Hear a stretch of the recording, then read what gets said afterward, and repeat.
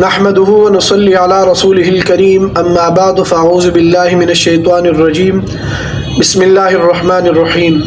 میرے مسلمان دوستوں، بزرگوں، خواتین و حضرات، جیسا کہ آپ حضرات کے علم میں ہے کہ ہمارے بھائی مسلمان فلسطین کے مشکل کی اس گھڑی میں پھنسے ہوئے ہیں، اور ہم مسلمان ہونے کی وجہ سے ان کے لیے پریشان ضرور ہے۔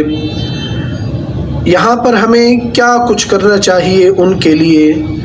تو ان کے لیے میرے بھائیوں دوستوں، مسلمان کے لیے یہ کوشش کرنی چاہیے کہ جو مسلمان مال لگا سکتا ہے وہ مال لگائے، جو جان دے سکتا ہے وہ جان دے، جو وقت دے سکتا ہے وہ وقت دے، جو با اختیار لوگوں کو فکر مند کر سکتا ہے وہ با اختیار لوگوں کو فکر مند کرے۔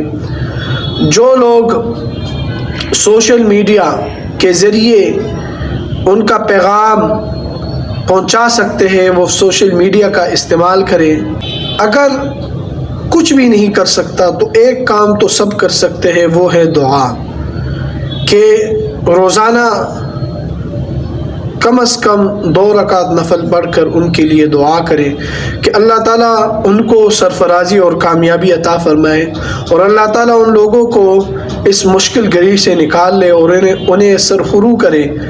اللہ تعالیٰ سے دعا ہے کہ ہمیں اللہ تعالیٰ اتنی استطاعت دے کہ ان کی اگر کوئی تکلیف ہم دور کر سکتے ہو تو وہ ہم دور کریں۔